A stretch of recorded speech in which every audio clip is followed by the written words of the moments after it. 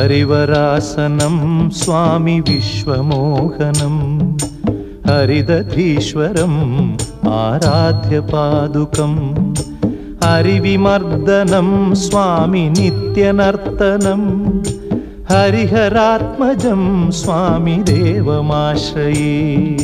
शरणमय्यप्पा स्वामी शरणमय्यप्पा शरणमय्यप्पा स्वामी शरणमय्यप्पा।